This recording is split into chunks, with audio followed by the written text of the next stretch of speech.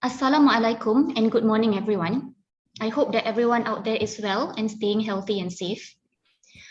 Welcome to this year's first case writing webinar entitled Case Writing, Let's Write and Teach, hosted by the Center of Academic Development, University Putra Malaysia.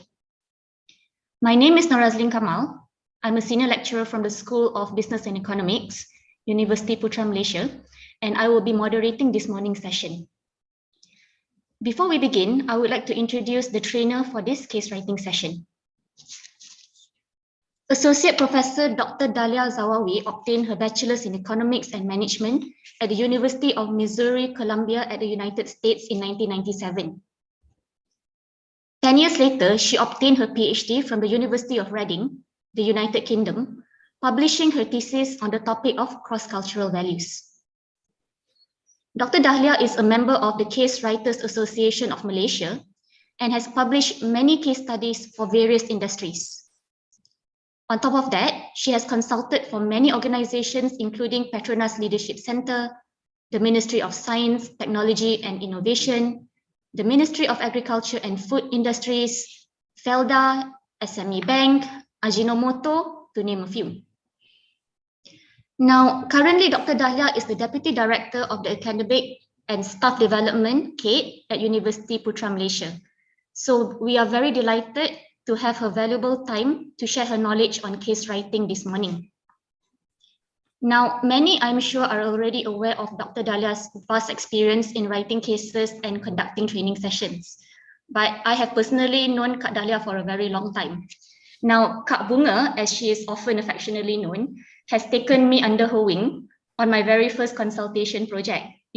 That was when I had a totally hands-on crash course experience in writing real-life case studies. Okay, and that was an experience that was so very valuable to me because that was the very first time that I could actually see the real impact and value that academics can bring to organizations, industry, as well as society at large. Now, who knows, maybe next time Kak Bunga can teach me your wushu pula. Okay, so anyway, I hope that everyone else will also see the benefit as I have from today's session. Now, before we begin, I would like to inform everyone that this would be somewhat of an informal learning session because I feel that that would be the best way to learn. So if anybody from the floor or the audience have any questions for Kak Dahlia, please feel free at any given time to unmute your microphone and ask. Okay, and for those of you who might be a bit shy, you can type your questions in the chat box. I will be monitoring that as well throughout the entire session. All right, so is there anything anybody would like to ask before Kak Dahlia can begin her training? So maybe you can ask questions along the way as we go along. Okay. Right. Okay. Dr. Norazlin, or I call her Lin for short. Okay. So I guess for those who is it? Okay, sorry. Something is not me.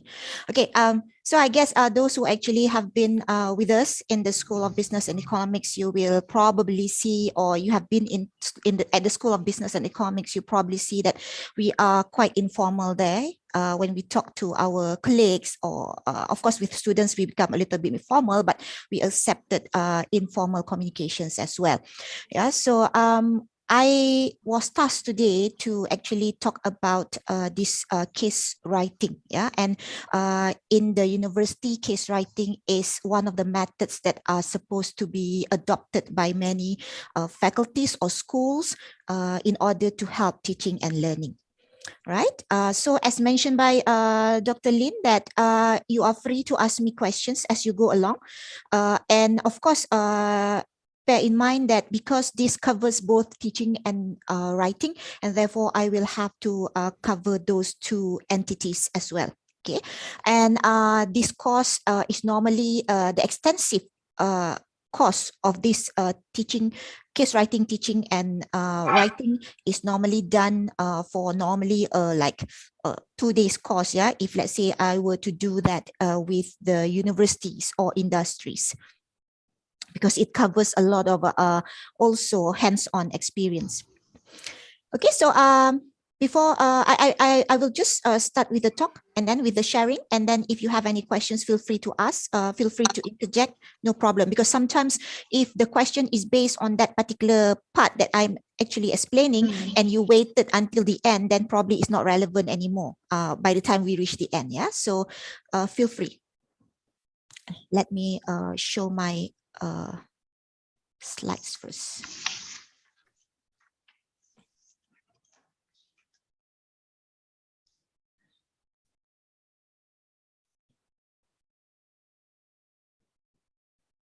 Okay. So the title of the webinar today is on case writing. Let's write and teach. So it is more about when we talk about case writing and when we talk about case per se, to be explained or to be used in a class session, or for some of the students who are supposed to write cases for their final year project, things like that.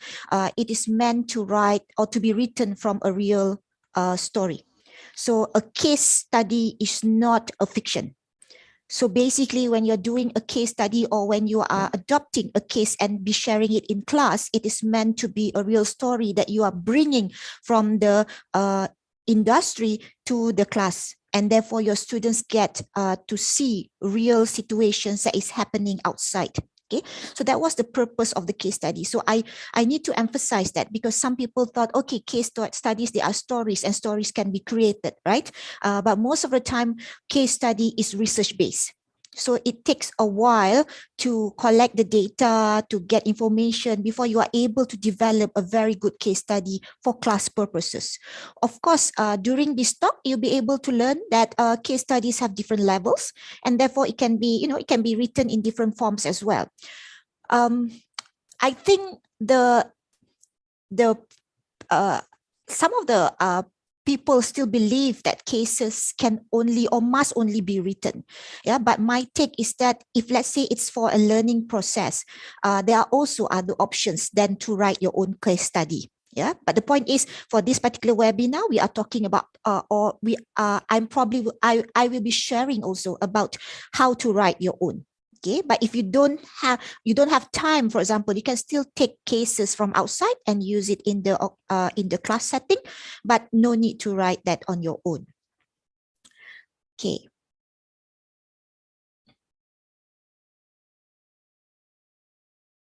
So I will start with teaching first, because I think when we talk about teaching, it will spill over on how we have to write about it. Okay, so in many settings, a lot of lecturers, I know even in UPM, this is the task of lecturers.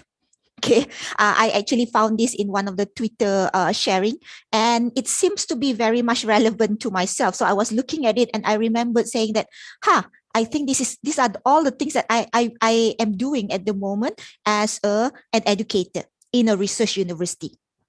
Okay, so and of course, overseas, their focus will normally be teaching, research, and services or extension. But here in UPM, most of the time we have additional segment there, which is student development, right? So we have teaching, research, extension, or services, and also student development, because we have to also pay attention to the student, to develop our student. So these are the things that we have to do. And of course, you get a lot of lecturers saying that, okay, I don't have time to use different methods. I don't have time to read the book or to bring in different activities in class. But I think what we have to consider is that at the end of the day, we are all educators, and educators teach. Yeah, the main task of an educator, the main task of a teacher, of a lecturer, is teaching. And one of my friends or one of my colleagues actually used to say, "What is the problem?" She said, "Our title is lecturer, and therefore we give lectures." Okay, so that is a kind of nice perception that was put on me years back, by my colleague. And I've come to realize, yeah, over the years, I think I've been in UPM since the year 2000. That was when I was taken as a tutor. So now it's already 2022, yeah, almost 21 year plus already working in UPM. And I've come to realize whenever I go to class, and of course now it's online, but before that it was physical classes. And therefore I come to realize that I have a lot of influence on my classes, on my students in classes, because whatever that my mood at that point of time will affect the students in my class. If I were to be happy on that day, they are happy. If I actually are proactive in that day, they are going to be proactive. They normally will mimic my style. But if on the day that perhaps if you decided to go into the class and you are so demotivated at that point of time, and your classes will be also perhaps going to be influenced by that mood. Yeah. So I've come to realize that, and I look at activities, look at the different methods that I use in class as something that is going to benefit the students and making the class more lively, because not all things can be memorized.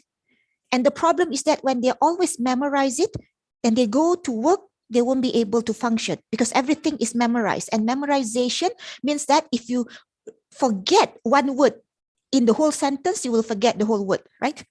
The whole statement, because you remember the whole statement. So I wanted them to understand what is going to be shared in class. I wanted whatever knowledge that I have given to them to be used in the future for their life and for their work. And I teach subjects such as organizational behavior. So it's more of a behavior. A lot of activities can be done there. A lot of real cases outside can be observed as well. I teach classes like training and development, whereby I ask students to do their own training, which is also going to benefit them. And I can say here that some of my students have become trainers as they graduated. So that feels very nice, to see that they actually are able to expand whatever that they have learned in class and do it themselves outside. And recently I teach organizational development, a class where cases have to be included in almost every chapter, okay? Because it talks about consultancies, it talks about change agents. And you cannot teach about change without bringing the stories, the real stories from outside, the real thing that is happening in the industry. So those are the things that I discover, that our mood, our excitement in a class will be somehow spill over to our students. So I try as much as possible to make it interesting for them. And I also try to make it interesting for me, because I do not want to be in a class setting for 2 hours, and be bored, And of course, if it's a postgraduate, it's like 3 hours. Okay, so that's longer. Okay, so when we go into modern practice of teaching, we talk about mission of education is to produce competent people who are able to apply their knowledge under changing conditions.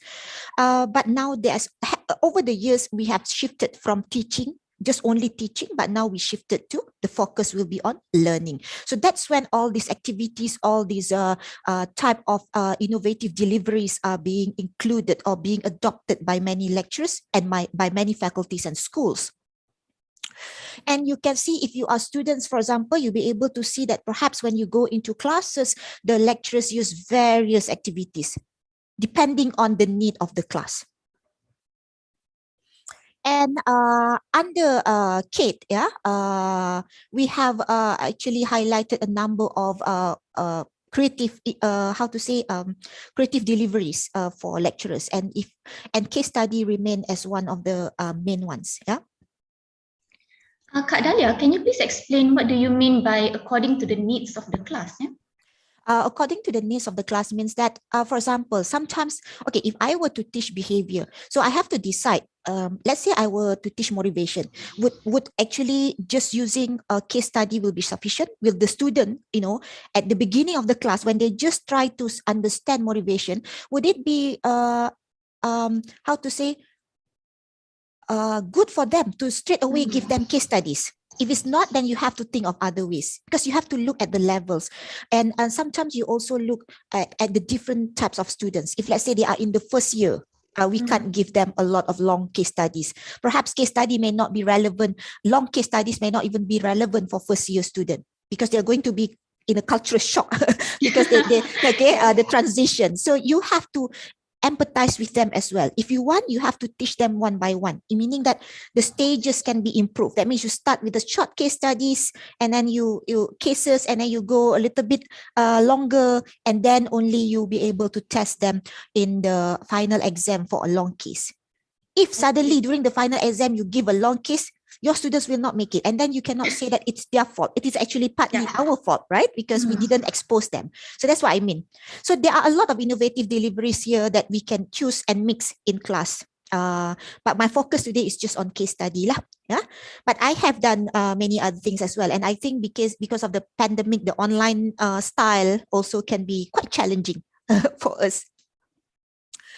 So, for example, if I'm asking about a case, any one of you have heard about this case, the case of Enron? No. No? Okay. So Enron actually, for the business people, Enron case is one of the most, I think, in the past, it was mostly cited, mostly used, because it is about an audit firm. And it's called an Enron scandal. Yeah, it is a scandal, accounting scandal involving a company called Enron Corporation back in United States.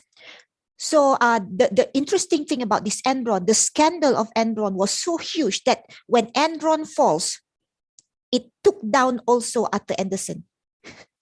Arthur Andersen was the the firm that was the auditing company that is auditing Enron. And that means that's why if you remember years back in Malaysia, there's a company called Arthur Andersen. I think when I first graduated, I went for interview for Arthur Andersen as well. It was a very difficult interview. They have like 4 layers of interview.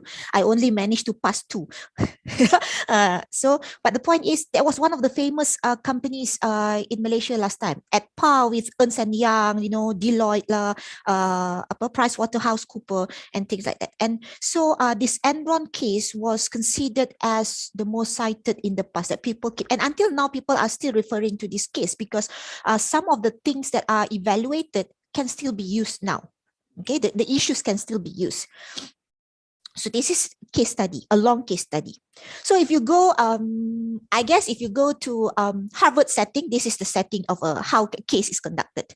That they have people around, everybody will have to have their own case. They have to read the case, and there will be names on the places that they see it. So lecturers will go around and ask questions.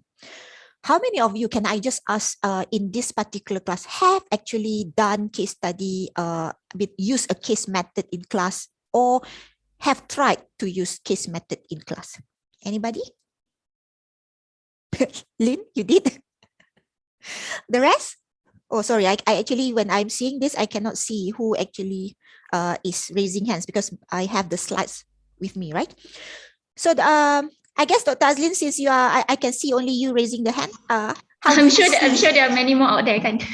Yeah. How do you feel? How do you feel when you're using case studies? Is this for undergraduate or postgraduate? Mostly for postgraduates. Okay, undergrads, my classes, they are not, usually my students are in the first year. So they are not really exposed to case studies. But I feel that when we use case studies for the postgraduate students, especially the master students, they are far more engaged in the learning process, as compared to having just a one-way sort of lecture. Doing case studies, it basically teaches them to think outside the box sometimes, to look beyond what information that is given within the case. And, it also in a way helps to distinguish between 2 types of students, like either one who is very, very square, and those who can definitely the more creative ones, the ones who know how to look for data and all that. So it's actually a really good method, I think. Yeah, I think because in terms of case study, the focus is actually critical thinking. And I agree with you. You force your students to think out of the box. we are going to force our students to start looking at things critically and try to come up with ideas, because that's how we survive in business world, right? You can't be so quiet in the business world. And if it were during the physical classes last time, my classes would sometimes looks like this, whereby I will have people, but of course by then I would have remembered my students, and therefore I will just point fingers to students for their answers. But you will have to know, the way you want to create, to teach with a case will have to be you doing it in a very, very active way. Okay. So, sorry, I have this Zoom thing. Okay. So the purpose is basically, you're bringing the reality. Again, you're bringing the reality, and this is the word that Dr. Azlin used, that engaging students. You get students to be engaged, to be part of the story, to start thinking of what is happening, to start predicting what is happening if they do this, if they do A, or if they do B. So you get their mind working. And you get them to go outside of their comfort zone, so that they don't really have to, listen to you, just imagine 2 hours just listening to us, things like that. So you get interaction, and it becomes learner-centered. Remember, the mission of education now is learning oriented. So they become learner-centered. It focuses on them as the learner. It doesn't really focus on us as the lecturers. And it assumes that learning is based on discovery. So when teaching with case here, it allows your discovery to happen. And sometimes as you get students to interject with various ideas, you discover that there are other side of the story. Some students may have totally a different idea. And when you discuss about it, it may work as well. Okay, so you push them towards taking the risk as well. Okay, and you of course will strengthen your student skills, soft skills. This is the most important when you go to the industry. I always get this from the industry. Why are your students not speaking? Why are your students not brave enough to talk out or to share their ideas? I get that from my friends outside in the industry. So I said, okay, I will try to improve that. And I think nowadays UPM graduates have improved so much. Industries have also been, the employability has also increased. But the soft skills is a must. Technical skills are important, but if they cannot speak of the knowledge that they have, that means nobody will hire them. So communication, listening, critical thinking, problem solving, all those are embedded in a case.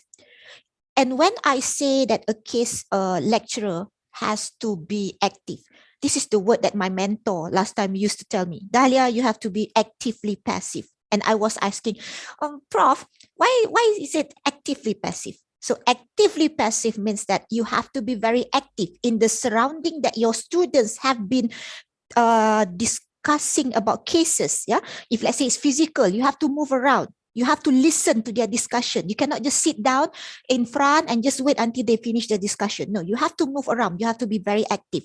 If you're using Zoom, for example, nowadays, I normally put them in, when they are having a discussion, I put them in the breakout room. But I visited the breakout room.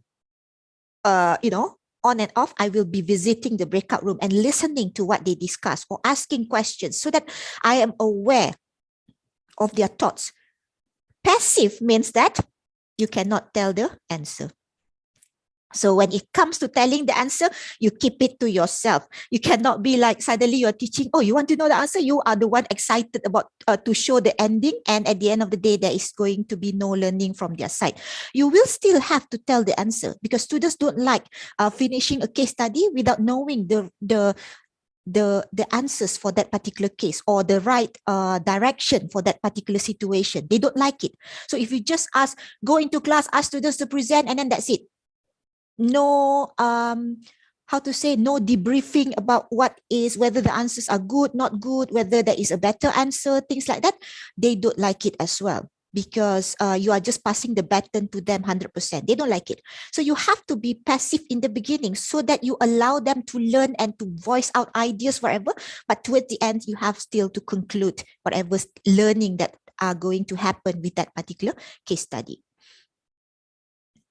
So I did this when physical classes. I did this. I asked them to do role plays. The first case was sexual harassment. So this is story. The case was a story about, I think, a doctor and also a nurse, and but we take these two guys. I still remember their faces when they did the role play. So basically sexual harassment, and then sometimes I ask them to do presentation, do discussion, yeah, or maybe just sort of summarize the case, yeah. So like the one in the middle, the students were showing the photos of they have the pictures of the characters, and they were actually highlighting who are they and what they are supposed to do and so on. So this gets the role play. One thing for me, I feel that it's good because cases have characters. So when you ask your students to do role play, right, somehow they get to see the characters. They put a face to that character, so it makes them to be more engaged when they do, or when they have comments on that character. They always look at the person who actually role played that particular character. So it makes the class more exciting. Of course, we have the challenge of the pandemic, right? Teaching with cases online, I also struggle. In the first semester that we are facing the MCO and so on. It was a challenge for me as well. It took me a while to decide on my teaching strategy. It took me a while to understand, to empathize with my students, because I can understand. If I am nervous, on the other side, at the other end, the students are also nervous, because perhaps in terms of their gadgets, whatever, they don't have internet connection. There are a lot of issues they are going to face on that side. So I cannot be so adventurous in the beginning. But now, as we move towards, after 2 years of MCO, students are most of them are very capable of handling all these activities already. Yeah, and we can see that pandemic actually pushed us to evolve. Previously, we don't even think about using Zoom, Google Meet lah, WebEx, but now we have to move, and we learn to teach in a different environment. It is now internet-based. It can be synchronous. It can be asynchronous. So these are the challenge that you have. So at the end of the day, sometimes my case assessment or case analysis or case presentation, it might look like this. Yeah, but I think my students are very, very creative as well. So they actually have doodles. When they want to explain the case, they actually put it in doodles. They actually put it in this character. They put faces to the characters. They created diagrams. They created dialogues in order to explain the case, but in terms of an online version. So they can be very, very creative as well. So when your friends see this, so you normally task them to one case, for example, so they did that overview of that particular case. The friends also get engaged. Yes? They get to see what was the story all about. So where can you get your case? Under the bed? How do you get cases? Anybody?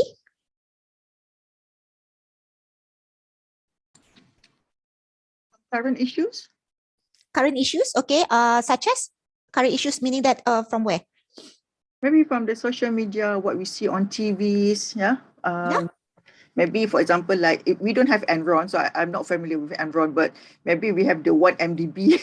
Yeah, okay. Yeah, because sometimes it's great also if you can find Malaysian cases, because we are living in Malaysia, right? So bringing the Malaysian cases can be very interesting as well, so that the students get hands-on on issues surrounding our country. Okay, yes. Anybody else? Other cases that can use? The problem is that when we take all this, sometimes it might not meet our need, right? So that what's the issue? That when you take things, it might not meet your need for that particular class. So that can sometimes be a challenge as well. But as I mentioned, I am not really very strict. In the past, when I have my mentors and so on teaching me about case study and so on, their focus is always a written case study. But to me, as I see time has changed, generation change and so on, I'm not very strict as long as they are real cases and they should be coming from real stories. So you can take, for example, from newspaper. No, because newspaper, you can have, like this judgment for Enron lah, whatever. You can take newspapers. So if you have one MDB, you can take the stories from newspapers and perhaps scan the newspaper, ask them to discuss about it. So it becomes a real story, because we have to assume that when it was publicly published in a newspaper, a formal, medium, then it is valid already. Okay, so we can use that if, let's say, but normally if when we use these newspapers, right, normally you don't have a lot of information unless you have a lot of newspaper cuttings, from day one until the end. So you will have a lot of information, but most of the time you can only have like one page of this story. So the discussion that you probably will have with your students can be limited, or if you want to expand that, it can like go beyond of what is written in the newspaper. So the lecturers have to be very prepared as well, because they are going beyond, because you don't have enough information. If you have a very like the Harvard style, if let's say they use a case study like that, right, and the case study is like 30 pages, it was written for that particular subject, and the students normally they won't be allowed to venture on whatever that is happening on the web, whatever. Their discussion is solely based on what was written in the case, because the case was lengthy. But if you were taken to this is by newspaper or perhaps social media, whatsoever, blog, things like that. But we have to consider that the one that is valid lah. Yeah, in a way, your discussion can be a little bit limited. Or, as I mentioned, if you want to expand, you have to be prepared of whatever answers that your students may give you based on their opinions. You can take from books. Okay. I really like, I think somebody gave me years back on this book, Tuesdays with Maury. It's about a life of an educator. It's about a student that actually comes back after working for so long. He comes back and have a 14-day lecture or sharing session with his ex-lecturer. Yeah, so it's and every day was an understanding of behavior and life. So that was very interesting. Makes me want to be a good educator at the end. Yeah, so you can use this. The freedom this one, the Freedom Writer's Diary, is actually based on a true story, and this particular teacher teach students, the group of students that people do not want to teach in the United States. They come from gang members, whatever, their families are bad. So this teacher have faith on these students, teach them, and they finally all graduated and so on. And the diary was written by each of one of the students. So you can use things like this as well. Not novels, true story. Last lecture is a true story, things like that. You can use, you can take news from the, from the current issues, the current news last time, that you can bring it into class and say, okay, this is the news, remember what, and start a discussion with it. So the students will have to come in. So it can be a case, but again, as I mentioned, we may be limited in the discussion. You can use videos. I just show a little bit, but sometimes you can get good videos, or this one, I hope you can hear, but this one is on CADe-Lead. Yeah, so 14th, 2014, the New Balance Indoor Track Nationals. Kayla Montgomery, there in gold, is running. This is Kayla. 5,000 meters. Their coach Patrick Cromwell looking on. Sub-17, you can do it, girl. Kayla is one of the best young distance runners in the country, but that's not why we're telling her story. For that, we need to begin where the race ends.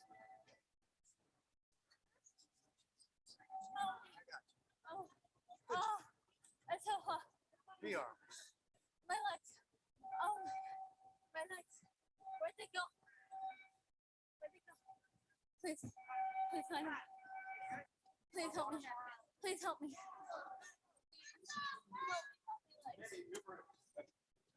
I mean, you can watch this video in the YouTube, but this is I use this video actually in motivation. This is a story of Kayla. Kayla actually used to be a football player.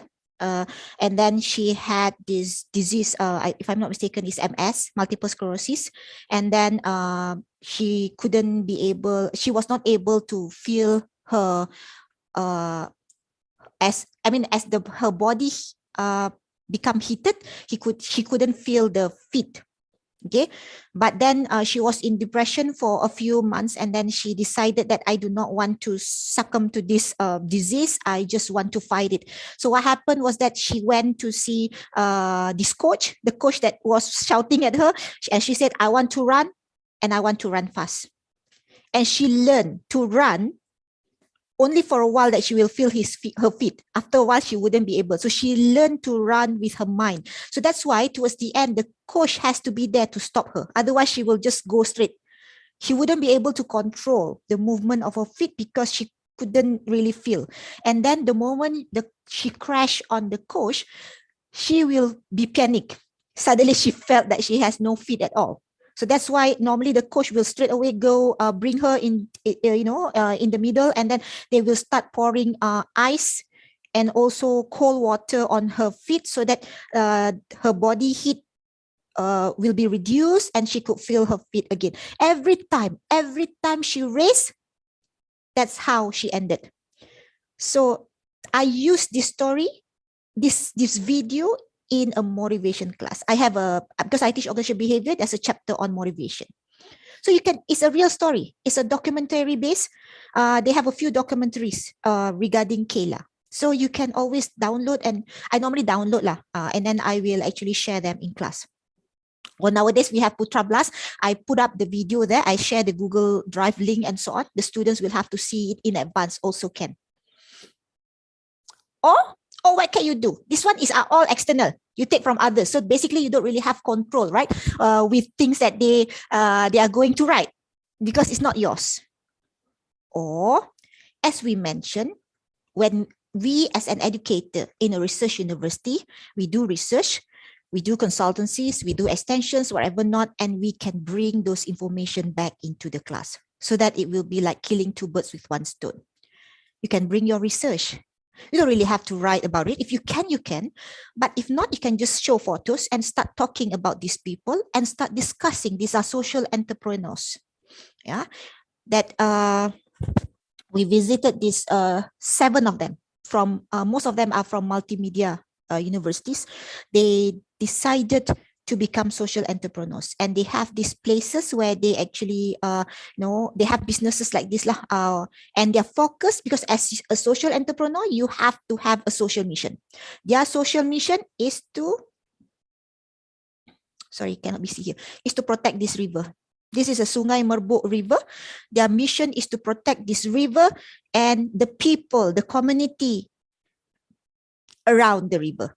So they do everything possible, their services, whatever, at the end of the day goes back to protecting the river and also to give back. They also have this session here where they teach English to the children around that area.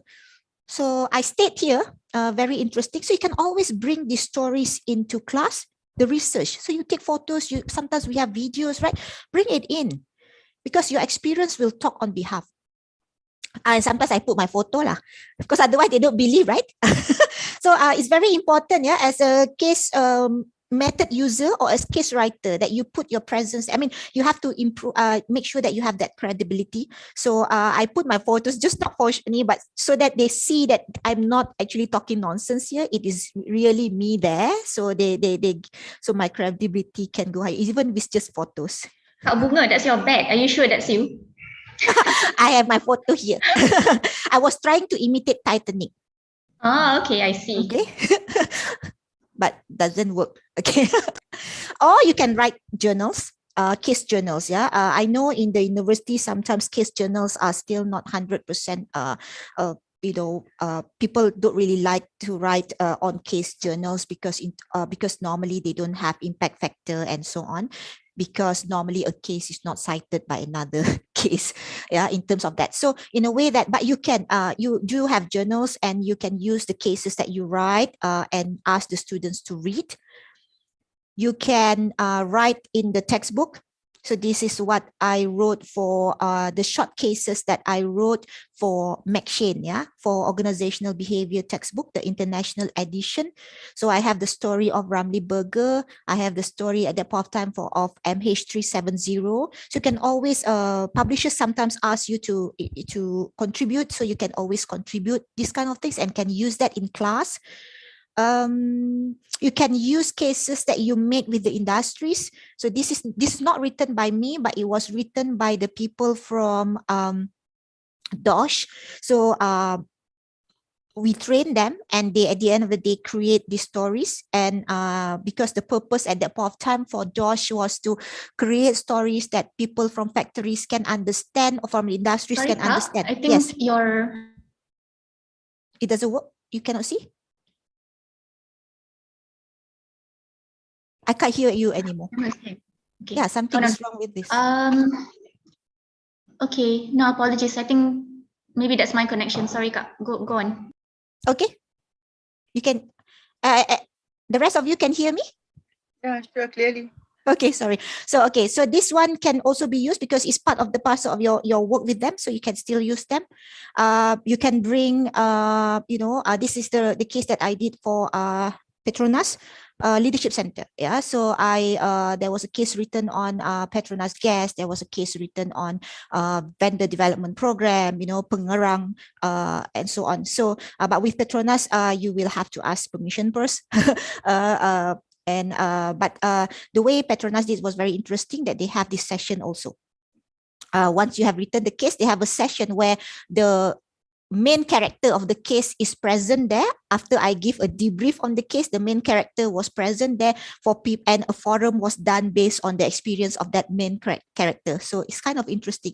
This was done just before MCO. After that, no more. Also, I think this is the one that Dr. Azlin is also a part of the project, yeah, that we actually wrote, if I'm not mistaken, 10 cases for MOSTI in terms of innovations. Yeah, so we can also still use this case. So whatever that was written, you can use. But I understand that we have constraints. Sometimes time. You are too rushed. So many syllabus. Cannot finish syllabus, cannot go case. Yeah, so you have to strategize your work. Strategize meaning that, okay, this is what I'm going to do. This is the syllabus. Can the syllabus be incorporated in the case? That's to be done together. That means when you are discussing the case, you're also discussing the syllabus. Most of the time I did that. I always look at the syllabus. I always look at my case, and therefore I mesh them. I didn't really have to go talking about the slides, but the slides are embedded in my discussion in terms of the case. Class size is always a problem. Not sure about all of you, but my class is normally 79 students, 80, a lot for undergraduate lah. And to do a breakout room for Zoom also will take a while, and therefore you really have to strategize your time, and you cannot just rush them, because the first time you're doing it, you have to really allow them some time to be adjusted. For postgraduates, sometimes they are quite familiar with the start. If your class was already in second trimester or third trimester for MBA, for example, they are familiar with cases, and so on, you can go faster. And their class size is normally less, like 25 maximum, right? And facilities, whether you need certain facilities lah. Normally nowadays lecturers use their own Zoom, their own Google Meet, and so on. So certain things may not enable you to do case studies or case discussion effectively. And one thing that lecturers sometimes don't like, or educators don't really like, is of the uncertainty of the outcome. When you teach a case, at the end of the day, you probably may not end with the decision that you want, because the decision comes from the discussion. You probably, as an educator, you probably have something in mind. This is your template, but you have to allow the discussion from the students, the ideas from the students to come in. So at the end of the day, you also, with the students, will have to decide what is the best way. And so that best way can be different from the one that you thought in the beginning. So there's not really right and wrong answers, because sometimes in case studies, you have the solutions being given to you in advance, but that solutions may not be 100% correct. It's just a guidance. So you can always be changed. Yeah. So sometimes students come in giving you a totally different answer and you discover that, hey, it worked. So why not just incorporate that? So as an educator, you have to think. So the uncertainty of an outcome for some educators, they don't really prefer it because they feel that they are not able to control. But I find that as something exciting to do. So every time I go, even though I'm using the same case, the outcome will be different.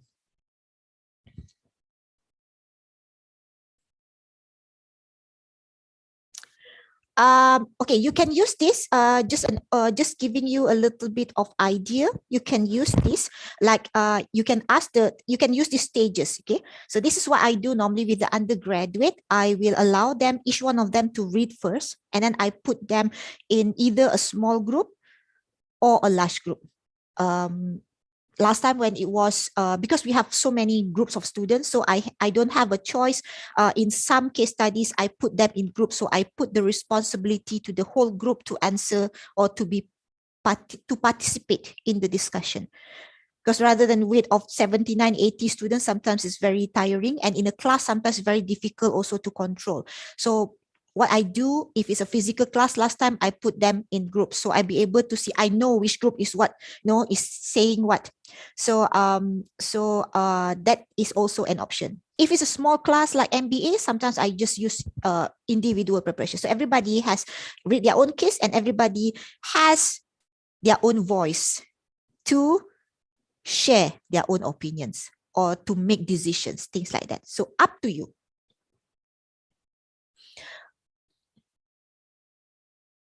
So the other thing is that we have online. So when you're doing the online based course, remember that the mark success is whether the students learn how to think or not. It's not whether the students is able to memorize.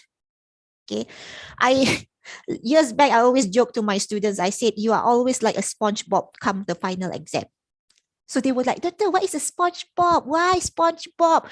I say, if you have seen SpongeBob showering, normally I've seen that so many times that this SpongeBob, I don't know, SpongeBob is a he or is a she.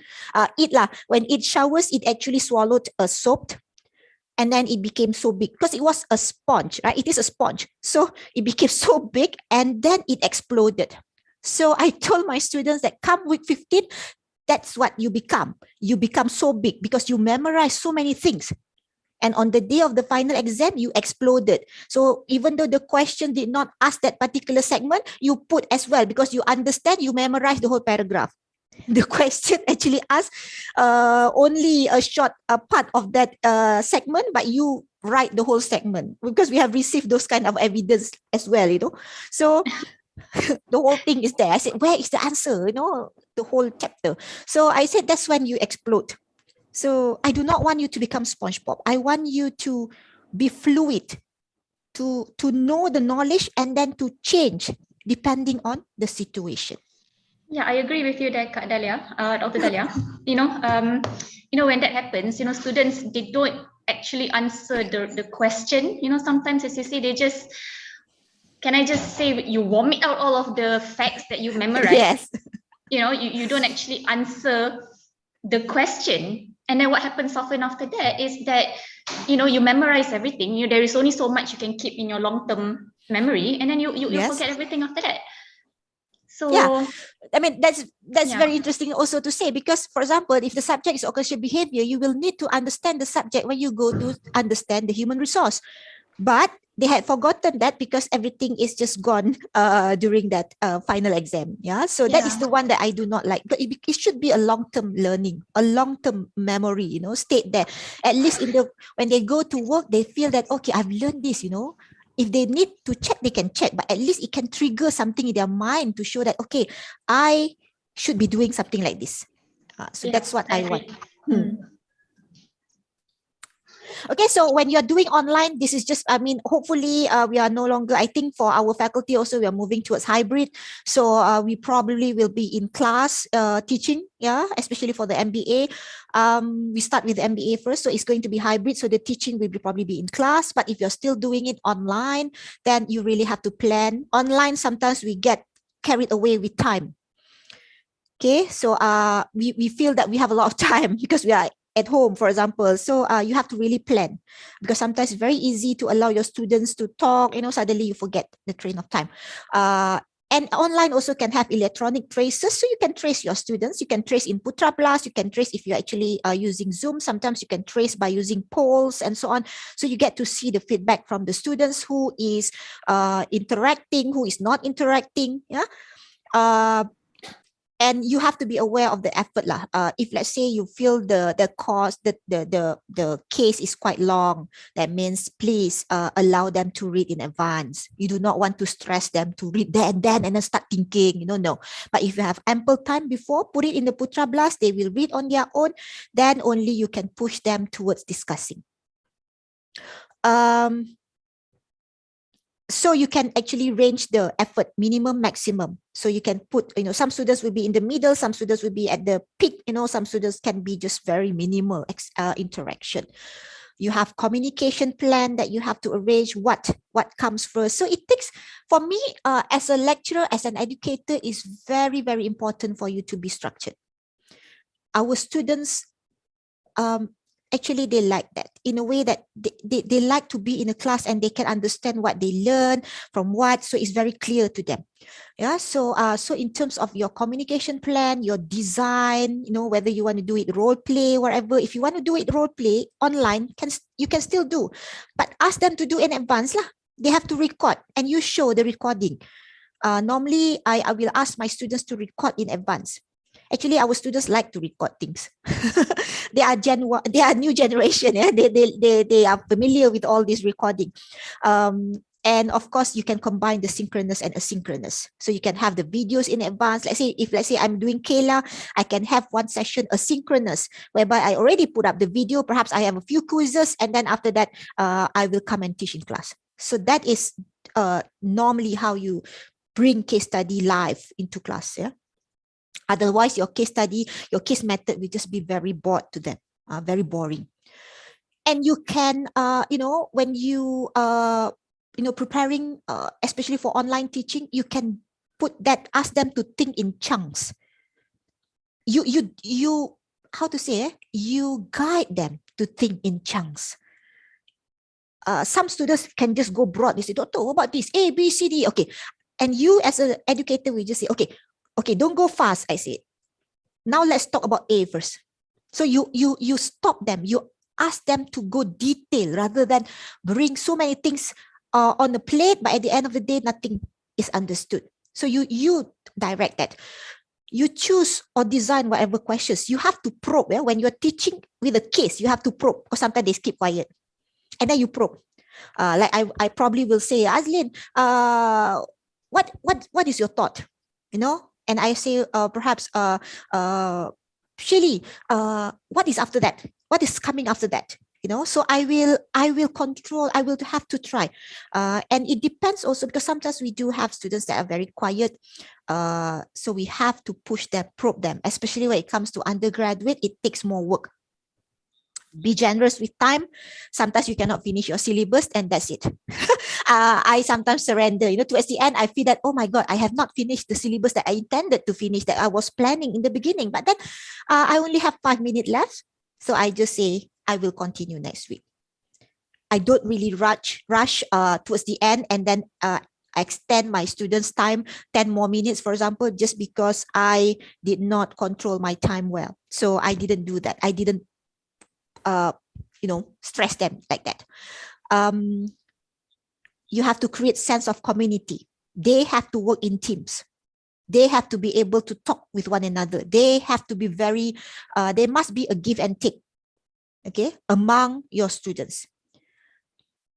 in some cases, you can predict many of the case issues. Of course, there's no problem. So you can see the cases before you take it, which one has high level, low level, whatever. Some can just be a teaser. So like the case that I use in the MH370 and so on, that one was just as a teaser. I go into class, I ask them to read that, and then that's it. I just have a discussion.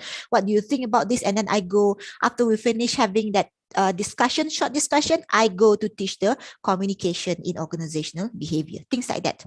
But of course, you don't be so adventurous that you want to have a lot of cases in one class, or every week must have cases. Sometimes it cannot be done like that. Sometimes if let's say you have a long case, you may have to repeat the case for a few sessions, because then your students will feel that reading it will be, at least for them is worth it to be read, because it has assessment coming with it, or it was going to be discussed for one or two classes, more than one classes.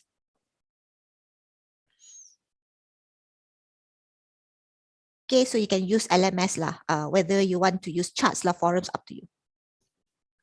This is very, I learned a long time ago that when you use certain activities, at the end of the day, they must be accompanied by assessment. That's what students want to know. Okay, if I do this, what should I get? Things like that. So because in our school, we use a lot of rubrics as well. So, but for this case, I sometimes created my own rubrics for my own use. I don't really use the one provided by the ACSB, for example. I am able to write, because it depends on what I want in the class. So I will have like this, I have rubrics, case analysis for oral presentation. So I have weightage there, what they're supposed to bring into the presentation. And all these rubrics are already put in Putra Blast early on. They should be, the rubrics are already in place, and students will have free access on the rubrics, and they should be arranging their presentation based on that. I also have on written work, and recently I have on classroom discussion. Yeah, because I wanted them to be in a classroom. I wanted them to be active, but this one not every day. Only when I have this important case presentation, case analysis, that I told the students that I will also need their participation, and that participation is going to be evaluated by this rubric. Not all classes lah. They're going to be very stressed. You also very stressed later. We'll have to mark every time. Yeah, but when you have this, you are also being able to mark. This is what I mentioned, is that at the end of the day, when you teach with any method, somehow it should be related to the assessment and whatever grading that they may have. Otherwise, they might not be excited. They might be excited, but at the end of the day, students will feel like, okay, I have done this for 14 weeks, but there's nothing, on my standing grade regarding these activities. So I was not graded on any one of them. So it's going to be they're going to be frustrated. So we have to control that. I also feel that this is actually quite useful, because sometimes you have students who think that they should receive certain grades, but then this is something tangible that they'll be able to see how well they've actually performed. What do you think? Yeah, I like to be transparent with my students. So every time, even when I mark my exams, wherever, even now it's online, that I actually have all the comments. So if the students say, Dr. Dahlia, why is it my result is like this? So I will snapshot my comments, and we will have a discussion from that. So I normally keep everything as much as possible. I try to keep it transparent, and I so that and for me to just to be fair to the students lah. When they are in the class, they are putting effort as well. So just to be fair, that it should be transparent system, both sides. So I'm going to move to the learning to write a case already, but in between there, if there are any questions from the floor regarding the teaching part, perhaps we can, you can ask a question if lah. Not sure whether or most of you are actually interested in the writing part rather than the teaching part. No? So everybody, I think a lot of you are experts already. Okay. Right. Should I move on? It's just a 2-hour session.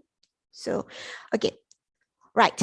So now the issue is that you look at the surrounding, you look at the journals, you look at whatever that you have, and suddenly you feel that, okay, I'm in mathematics and there are no case studies on this. I am in economics and there are no stories that I can take to bring into class as a case. So at the end of the day, you decide, perhaps I should write one. Okay, so writing a case actually is a bit tedious, but it's fun. For me, it's fun. The point is, if you are used to writing journals, when you write a case, you need to switch off your journal mode because writing case is not similar to writing a journal article. It is totally different. It is actually quite, very much, it's like a storytelling. And within that story, you have to pay attention of what you are telling the readers, because you cannot tell them everything that at the end of the day, there are no discussion at all because everything is in place. We do have, for example, what we call as a best practice case. But best practice case is not really, cannot really be applied effectively in class because there will be very, very minimal critical thinking and there will be no problem solving because it's a best practice. So students will just read the case, and then the question that you can probably ask them to do, or the activities that you can probably ask them to do, would be, can you just please identify what are the best practices that has been, shared in this particular case, and that's it. So I normally don't use best practice cases in a class unless I just want to show what good things have been done by the organization. Okay, so but companies have in the past asked us as the case writers to write best practice cases because that was meant for their marketing purposes. So we have written best practice cases for Lembaga Tabung Haji last time and also SME Bank. And these cases are meant to provide the readers with stories on how people can be successful and so on. Okay, so the Tabung Haji case was meant for Tabung Haji to market their story to other countries as well, their success stories to other countries. So these are examples of best practice cases. But for class, we don't do that. We use normally the one that have problems. Okay, otherwise there's no purpose in, they don't, the students are not learning much.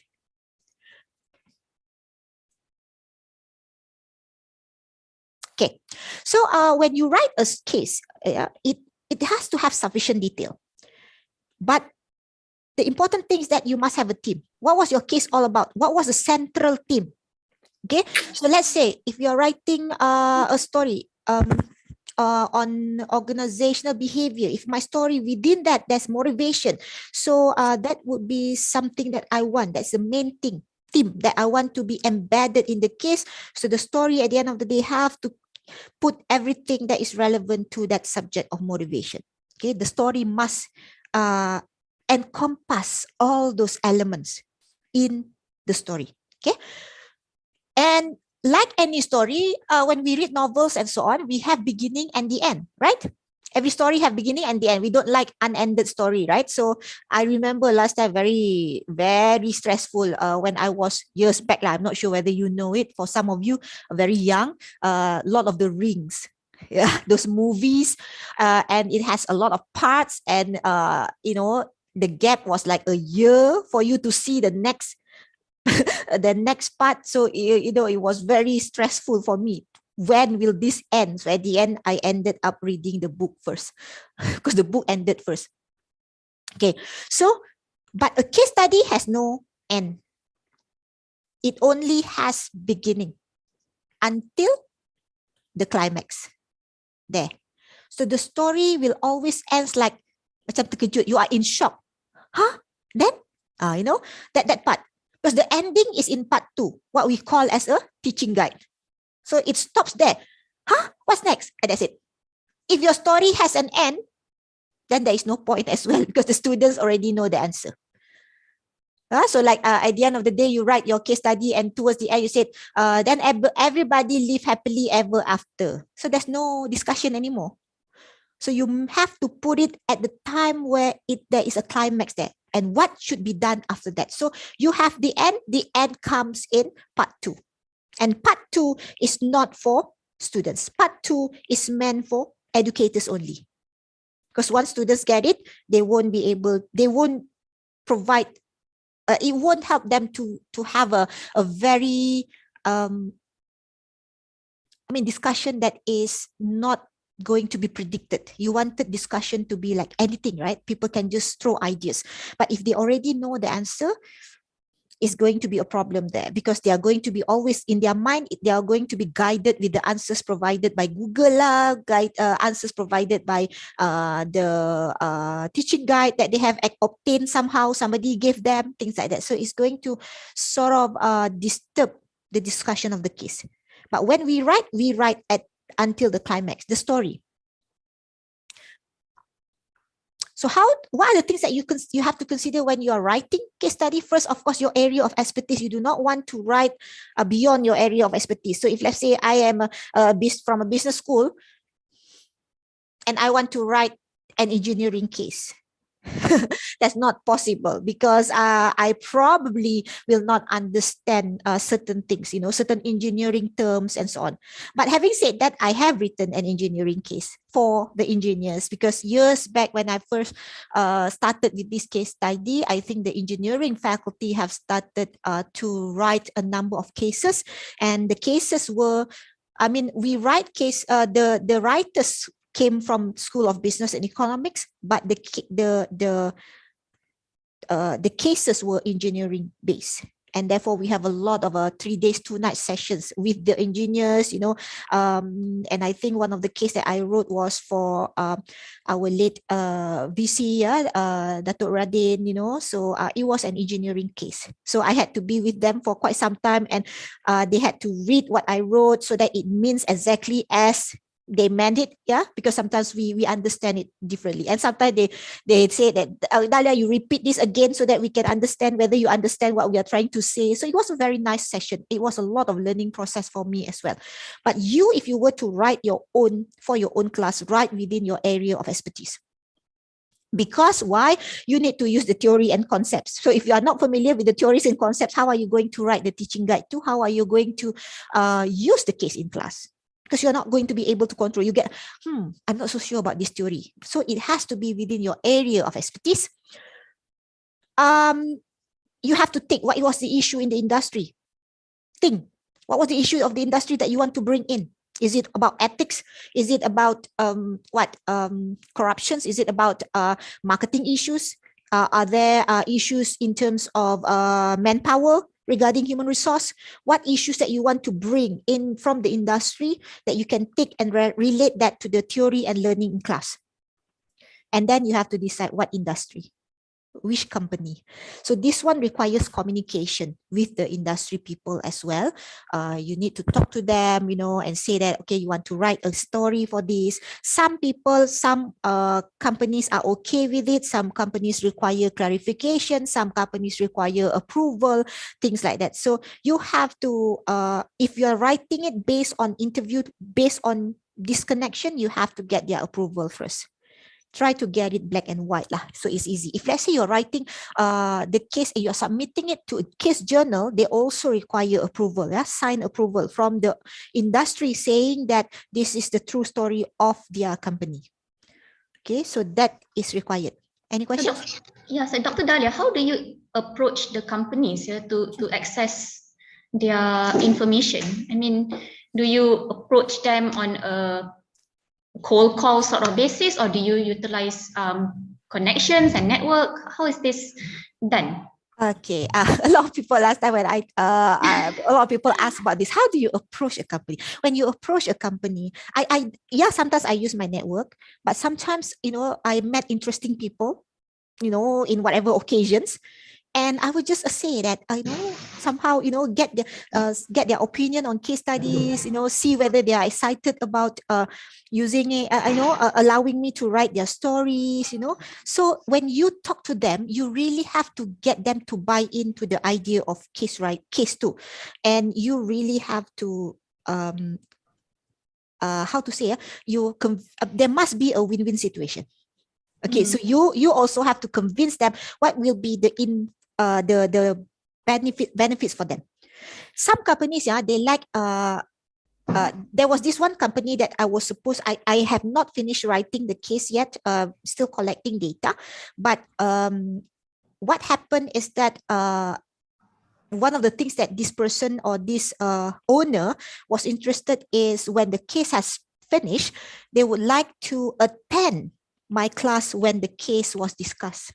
That's interesting. So for them, for some of them, that is something that they can learn. They say that it's good to also know what are the decisions of the students that can give them ideas. No, and in some cases, I also talk about a case, but then after that, I call the owner or the founder to come in and tell their own story. So you get these interactions, and many people from the industries, they love to share. It's just that perhaps they don't know the platform. So you can tap on that, needs, and try to communicate with them. And you have to just be yourself, I guess. You have to speak a little bit lingo of the industry lah. The industry people, sometimes they don't call us like professor or associate professor, right? Most of them, they call me sometimes either Dahlia or Doc. That's it. Okay. So this communication is going to be more on your skill lah, to get their buy-in. Okay. You don't have to write many, actually. To me, for me, the case study is something very interesting, because it allows me, one thing is that when I write it, it allows me publication, it allows me interaction with the industry, it allows me a spillover from both sides, it allows me to do like consultancy sometimes, in a way. And because my area is organizational behavior, human resource, organization development, that requires a very up-to-date input from the industry. So when for example, when I write the case for Petronas Leadership Center, and we're interviewing the, PGB, managing director, right? You were like, okay, you get totally different. You see totally different thing. While you are interviewing, you get to see how these successful people do things, and that story itself, that experience can always be brought into class, so that you can bring input to the students, because otherwise you are just teaching chapters. Okay, so that's my take lah. To me, it's like I'm always excited about bridging the industry. Don't know why, because I guess perhaps before this I came from the industry, right? So when you gather data for the case study, you have to be for those of you who want to write case study, first thing, identify what are the major issues. Okay, if you're doing marketing, what are the major issues? If you're doing human resource, what are your major issues? If you're doing, let's say, maybe relevant to your area of expertise, what are the major issues that you want to highlight? Because when you write the case, it cannot run away from that major issues. That major issues, at the end of the day, your story must go back to that major issue. So you have to identify that first. You identify the situation, the characters. Cases must have characters, and that character, must have one main character that at the end of the day is a decision maker, so that the reader will be able to help this person in making decisions. So the character must be, you must have one main one. Okay, you can have a number of other characters, and some characters are important characters as well, or sub characters, but some just exist for your main character to talk to somebody. For example, you want to say this main character came out of the toilet, and you wanted to convey some information, but he cannot be talking to himself. You don't want to put him as talking to himself, so you put another person, a colleague, passing by and talking to him. So that particular character only appear at that point of time, just for the conversation to happen. So you must know who your characters, who are the main ones. My advice is that if this is first time, don't write too many characters. Your students will be getting crazy understanding characters. Just put a few. One or two will be main, like perhaps the human resource officer and also the manager. They will be the main ones, the one that always can come and go in the story. When you gather data, nature of information can come from secondary, can also come from primary. Primary sources normally is based on interview. Secondary comes from your whatever lah, financial statement or whatever, their websites and so on. The other thing is that if you write the case and you want to put yourself in the case, you can. So if I were to write the case and the story was about this particular consultant who come into the company and want to help the organization. So the consultant is you. So you can put yourself as the character, just not your name. Disguise your name to somebody else, but you can put yourself. I've been to a lot of case conventions and they say the same, that you can put yourself. You need to make sure that all the essential aspects. So basically you should be, to me, it's more about planning. So if let's say you now have identified your major issues. So your major issues is what? And then what are the things that should be, be focusing towards these major issues? And therefore, you write it down first, and therefore you gather data, the important data that is relevant. Be very strategic in data gathering. One thing that why do I ask you to be very strategic? Companies don't entertain you too many times, yeah? So if you go there, you make sure that you get as much as possible. I remembered when I was interviewing, there was this the person who accompanies me to interview all these Petronas people. This person actually keep the time, in meaning that time the so during the start of the interview, because we thought we stated it to be 1 hour, right? So he actually have his stopwatch, and after 1 hour it started ringing, tick, tick, tick, tick, tick, tick, tick. And he was saying, and he looked at the stopwatch, maybe we should stop now. So meaning that if that happens, you only have it's like an elevator pitch. You only have that time, within that time frame, to gain as much as you can. That's the time that they will allow you. So be very, very strategize in the things that you want to get from them. They don't really entertain you so many times. Sometimes they are very busy people. And you have to remember what are the things that should be put in the appendix, or what are the exhibits that are important that you can take, that can also be within your planning. You can sequence your item. That means from your data gathering, after you get all the information, you can try to sequence. Some people like to, if it's in sequence, it's easy, right?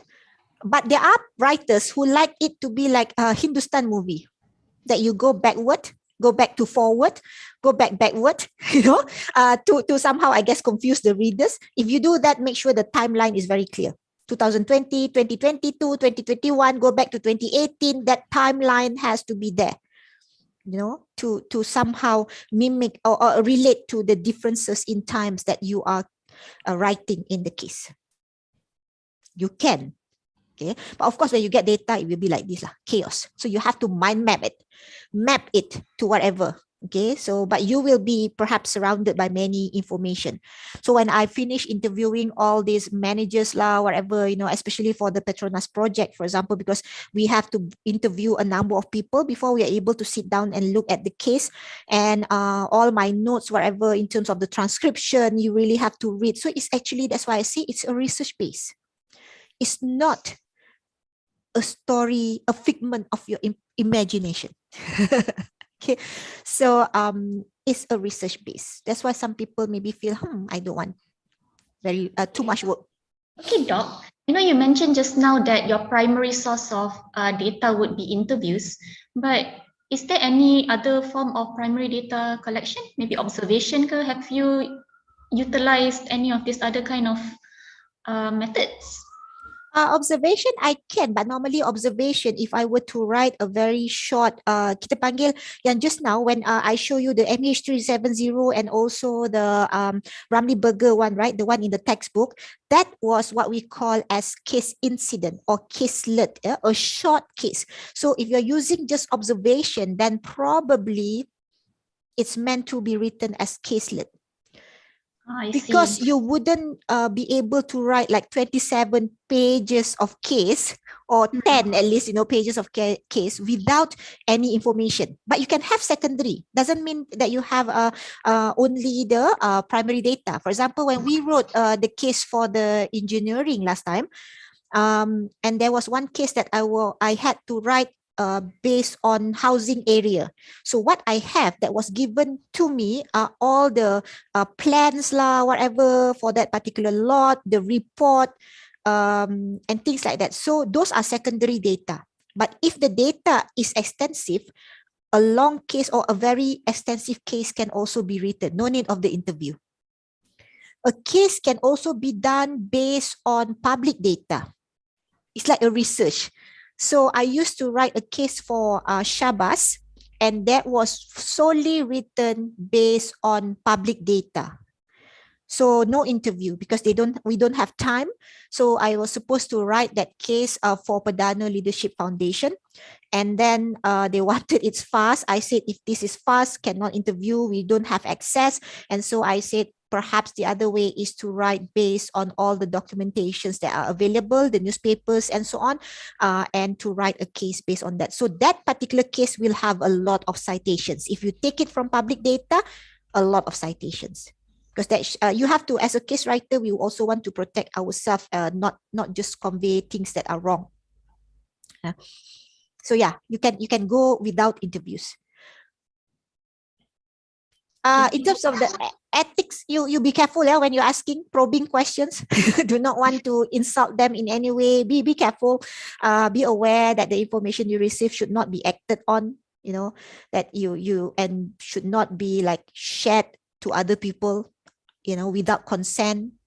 So you have to be aware. These are your and some companies, they ask you to sign NDA as well. So you are going to be very careful with all the data that you have. Some companies, they give you data, but then they say, okay, when you write your case, please disguise. So you have to disguise. But you have to know if let's say the company was Malaysia Airlines and they agreed for you to interview and then they tell you, okay, please disguise. It cannot be done. So you might not want to take the project because, or you might want to fight for approval to use the name of Malaysia Airlines because you cannot disguise Malaysia Airlines because in the, let's say where you're describing this particular organization, people will know it's Malaysia Airlines. Disguise means that people will not be able to pinpoint which company it is. So you don't disguise companies like Petronas, companies like, TNB, KTM, you don't disguise those companies. You have to get their permission because I think in the past we have a case years back. I don't know, my mentor, I think, wrote it, and they never did obtain or get approval. So the case was not able to be used or published at all. Yeah, so it's just time waste. But if you can publish, it will give a good value. One thing that's interesting, you can see, right, overseas sometimes, you can sometimes see a publication on AirAsia, but a journal, a case journal on AirAsia, but it was not written by a Malaysian. So maybe, something that maybe case writers in Malaysia will have to start writing stories of their own, of the companies residing here in Malaysia rather than, Western people. Okay, general principles of a case, engaging. That's it. Story must be engaging. So that's why some researchers, they don't like to write because it's actually writing a story. So they probably feel that, okay, journal articles very easy to write, straightforward, right? And all tables are going to be explained and so on. So very, very straightforward. But a case should be engaging, should be stirring emotions. People would feel like, okay, I can be. They should be feeling that they should be able to picture how it is in the organization. And they should be realistic. That's why you cannot fake. You can restructure the story, but the information that is supposed to be imparted in your case, they have to be realistic. And you have to make people care about the characters and raise learning issues important to the curriculum. So that's very important. So how you bring that, it comes with your writing skill. And it comes with your own creativity as well. Okay.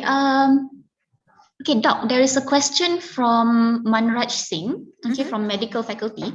Okay, so she asks, What is your take if instead of us, we ask the students to write a case using the same methodology, giving a preamble and leaving the end hanging? That is interesting as well, Dr. Maraj, because I think I did that as well with my students. And it depends on different cohort. But for some of the students, I asked them to go to the organization and write a case. And they will bring in the story, they will explain the story, and they will explain the analysis. Normally, if I were to ask them just to do for the assignment in class, I don't really ask them to write the teaching guide lah. It's just the analysis part that I want in terms of whatever that they have discovered in the company, and then they have to analyze. And that would be a good exposure for them as well. Now, because it's online, it's quite difficult, especially for my undergraduate, because they live quite far away from their friends, so they won't be able to do it together.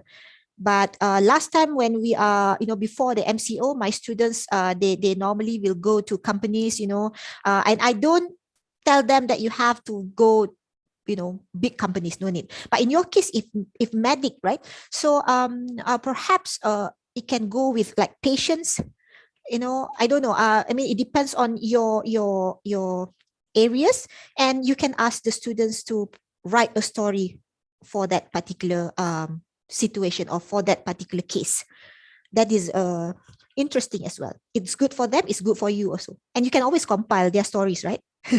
Ask for them the approval to reuse in class. I mean, if you are reusing in class, and as long as it's not for public, normally companies don't mind. Companies mind if you actually publish something and it has your name and no approval. That's the danger. But if you're just sharing in class, normally they are okay with it.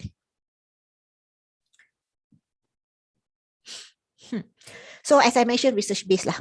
So you have to plan, you have to gather, you have to write. And I think for medic, and of course the other one is vet, you have a lot of cases already. It's just that your cases are case reports. So if you want to use in class, you can always take all the completed case reports and stop it where it doesn't end yet, and ask your students to discuss about it. And you already have the teaching manual there as well, because the ending is already in the case report. So I learned, when I was working with the vet lecturers, they were writing cases. I find that case very, very interesting as well. But they are about animals, but they're very, very interesting, and they have names, the animals were described as if a person. And I thought initially it was a person, but at the end of the day, it was a goat. But it was a very interesting case, because according to them, that these farmers and so on, they really name their animals, and sometimes they talk to their animals as if they're friends. So that particular story is able to be embedded in the case, and that makes the case very, very exciting to read. I hope I answer your question, Dr. Maraj there.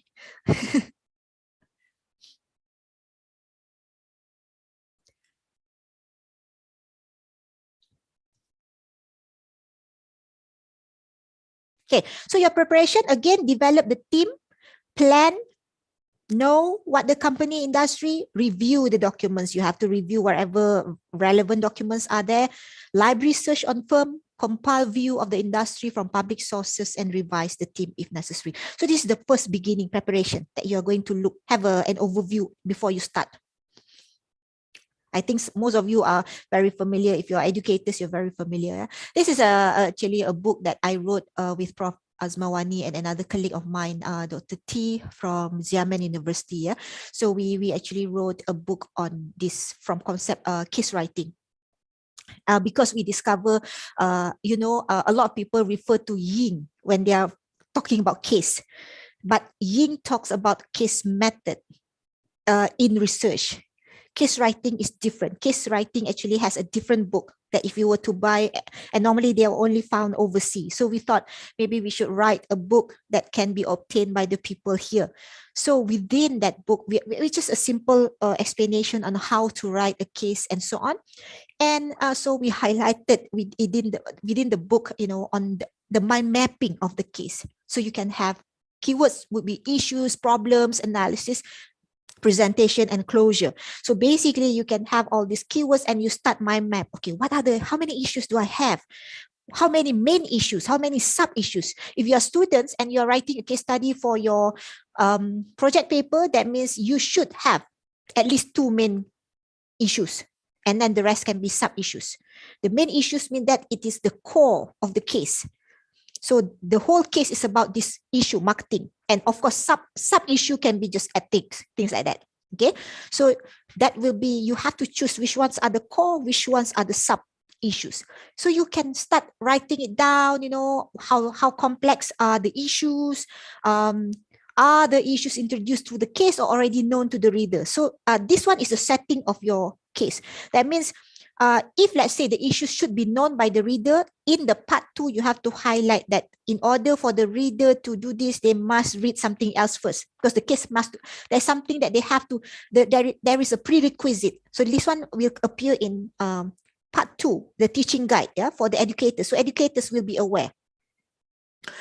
What are the problems? Are the problems hidden, given away? That means given away means that problems are exposed already. When in the case, then students will just pick, okay, this is problem 1. It's not very difficult to find. Hidden means that it will be said in a very indirect manner, and students will have to really understand the case and try to bring out what probably can be the problems. Hidden cases normally, the case will be more valuable rather than a given away, like everything is already on the case. You don't really have to think so much. You just pick, oh, this is a problem, this is that problem, and so on. So hidden is more difficult to write. And then you have to think, what are the analysis? What concept or theories that you are going to use, that you are going to suggest for this particular case, and that will appear in your teaching guide as well. But you have to know, when you're writing a case, you have to know, because your case will be written based on those theories and concepts. Because this is meant for teaching and learning, and therefore we cannot run away from whatever theories or concepts that we are going to bring into the teaching and learning.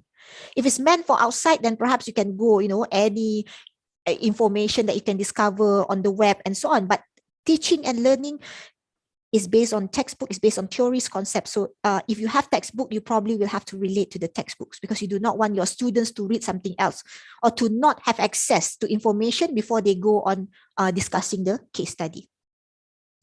How long is the case? How readable? How long do you want it to be? 5 pages, 15 pages, half a page, up to you. Diagrams, whatever, that is all up to you. And how would you close the case? What solutions would you want? Are there going to be unresolved problems? So you have to mind map this. You have to know this. If you are reading, this is when you are writing. Yeah. So you have to somehow think on the perception of the reader as well.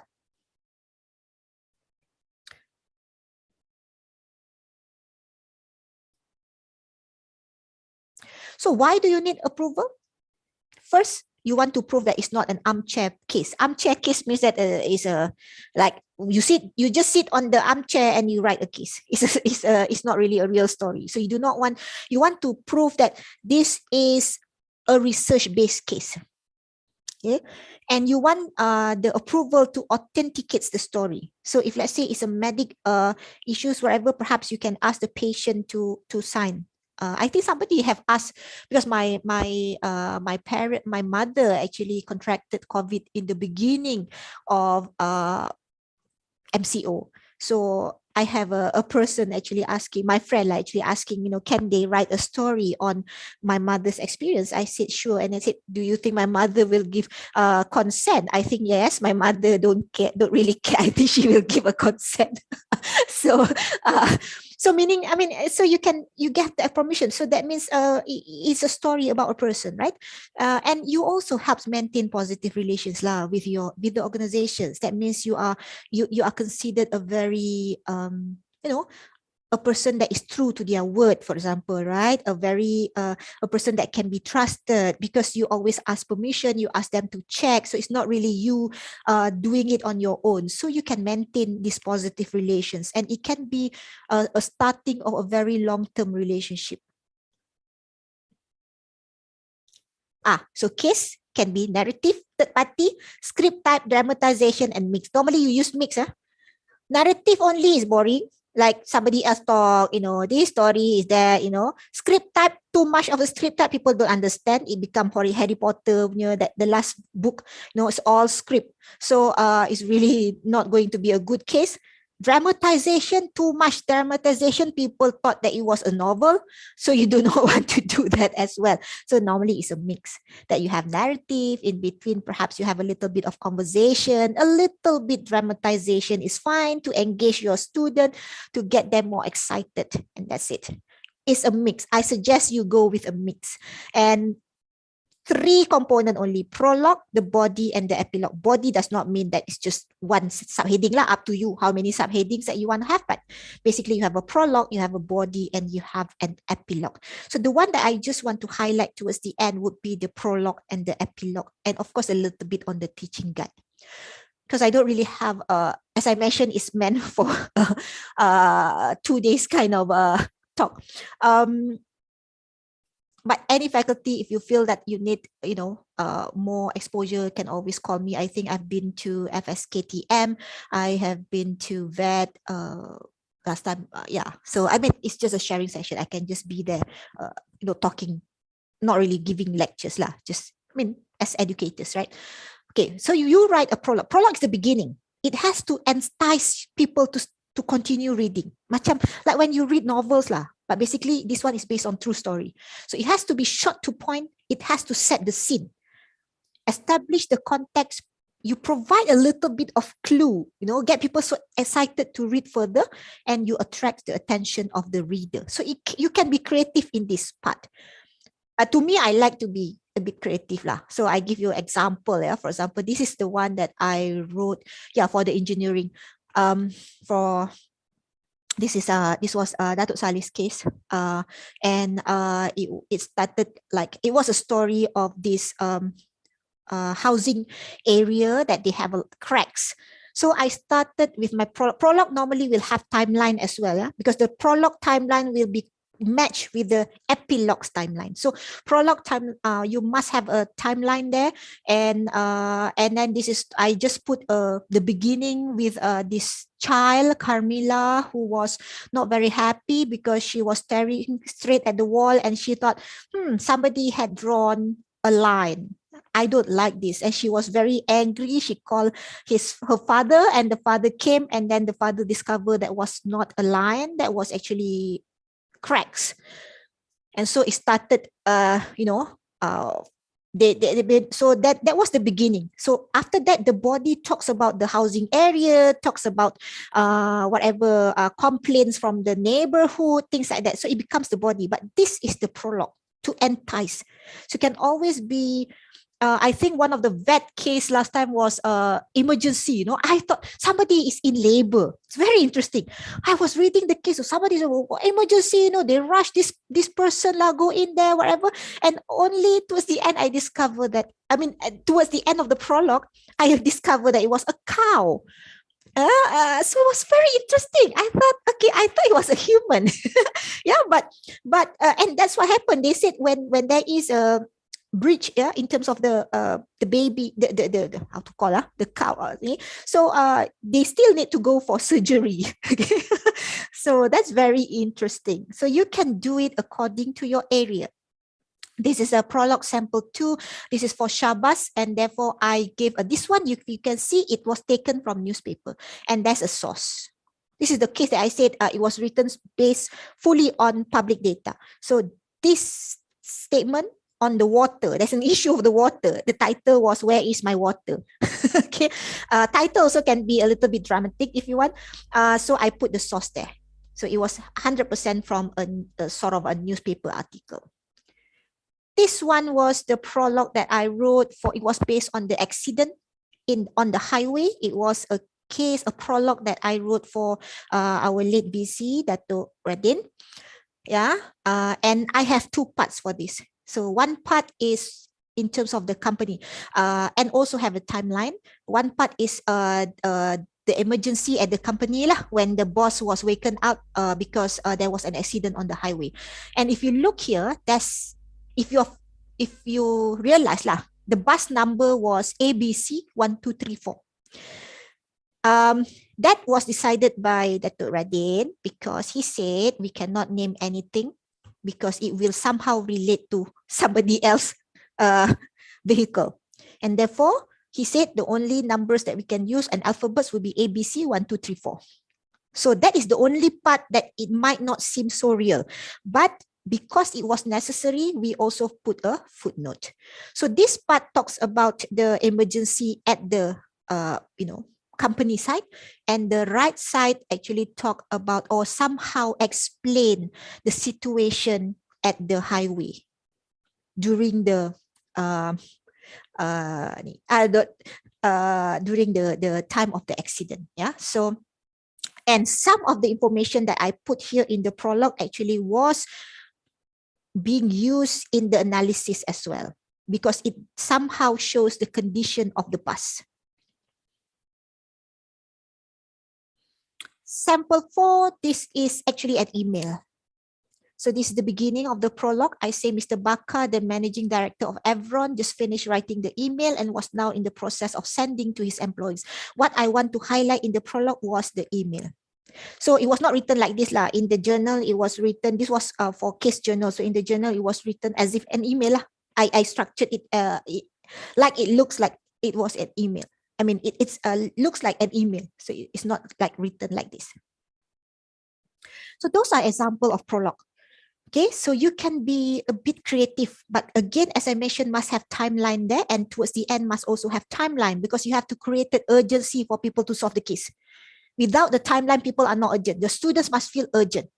So in the body, whatever structure, as I mentioned, time structure, make sure it's clear when the events took place. You do not want to use currently, recently, people don't know when. Use time, exact time or exact date.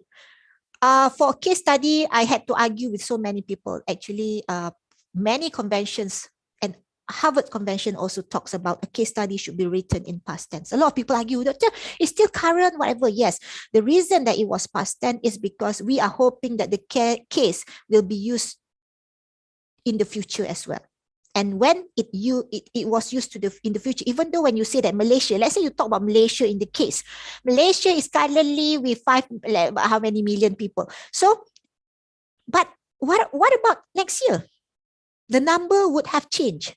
So that's why, to be safe, it should be written in past tense, so that when it changed, it doesn't matter.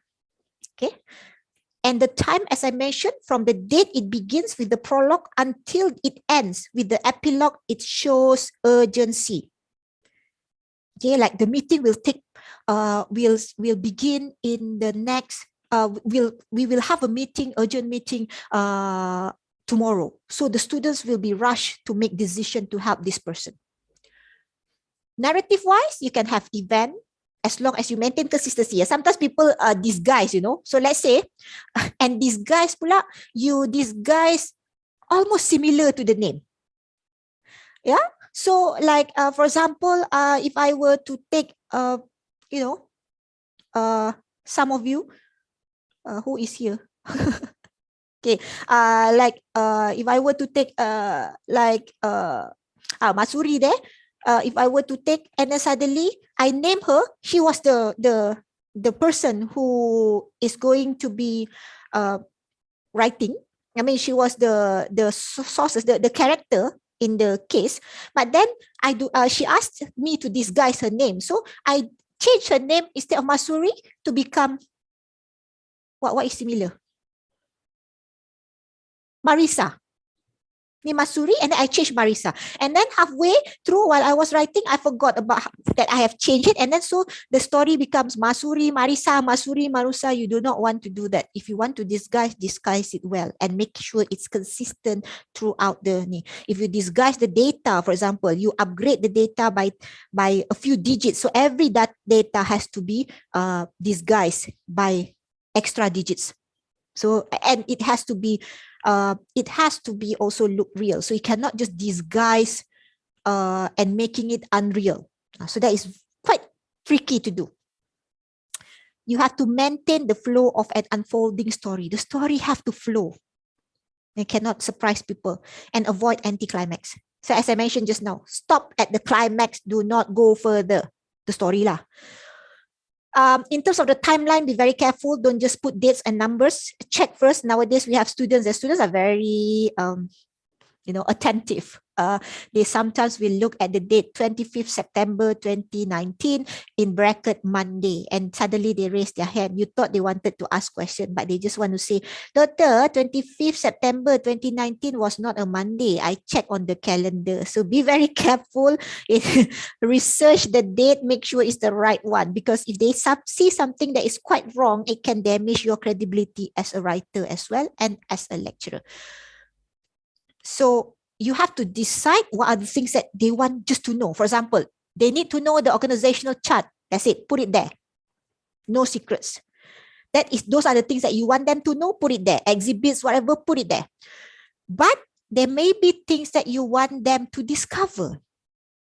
Okay, so it shouldn't be straightforward. For example, if you want to highlight a story of an office affair, if you put it very direct, you can just say that person A and B, they are having an affair. That's it. Then the reader doesn't have to think.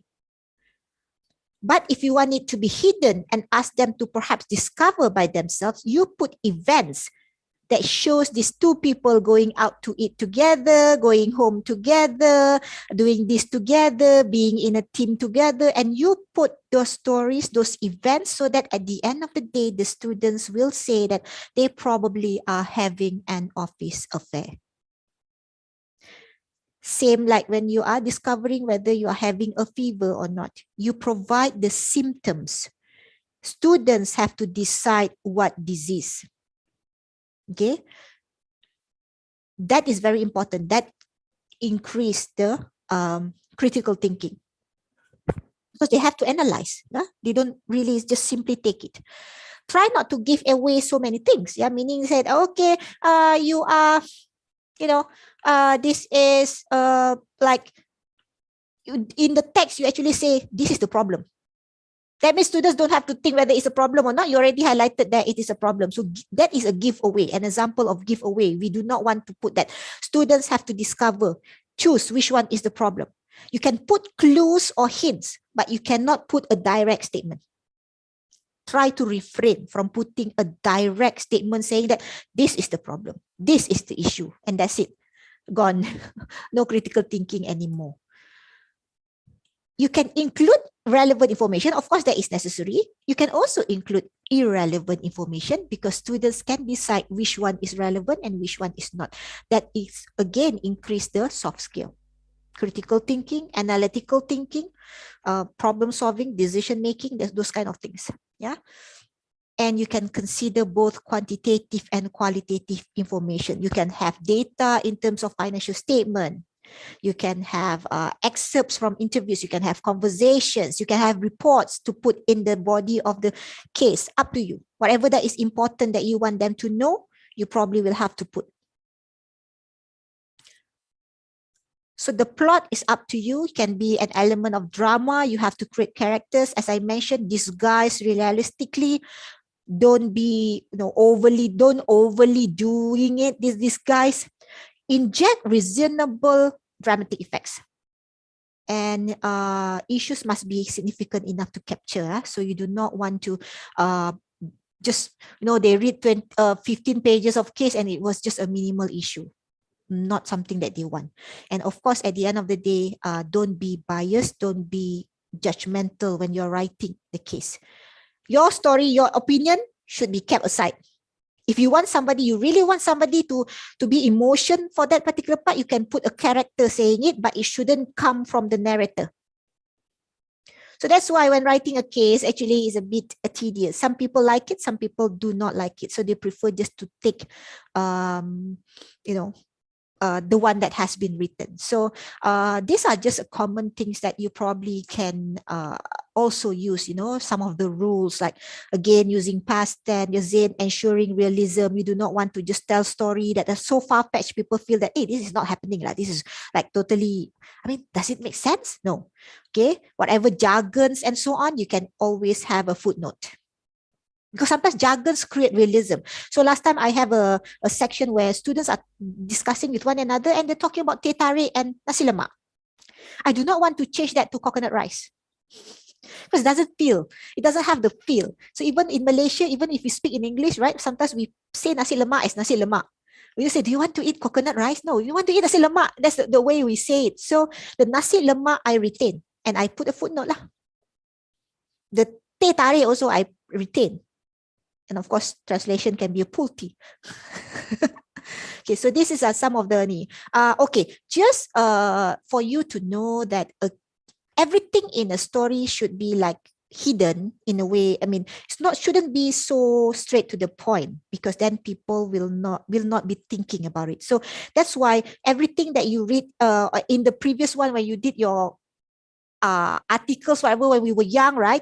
Like we should have every article should have a topic sentence, whatever. In a case, it shouldn't. Topic sentence just give an overview or summary of the whole paragraph. In a case, you shouldn't give an overview. So no topic sentence. Okay. No repeating words, because repeated words would mean that at the end of the day, people will say, oh, that means this must be important. It was repeated so many times. So all this you have to minimize. So basically, once your draft is ready, you will have to revise, look at it in with fresh eyes. Yeah. And of course, you need to test. Before you submit to journals, if you want to submit to journals, please test the case in the group, because you sometimes see there are certain issues there, that probably may not be applicable. Yeah. So you will have to test. You can mix with your friends. You test for your friend tests for you in a class. That's fine.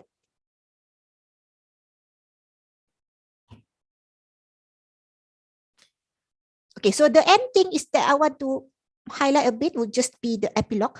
Okay, so the epilogue should be have sense of urgency, and then summarize everything, but it should be opening a discussion. It should not end, but it stops at the climax. So something has to be done after that. Okay, so for example, this is an epilogue, meaning that at the end of the day, there is something happening there, and then performance is something that have to be considered. So Mr. Bakar has to think about how to move forward. So that is the epilogue. Has to stop.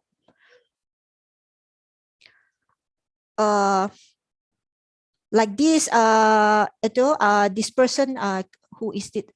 Azim. Azim actually has to go to a meeting, and he has to do something before that. So it creates an urgency there.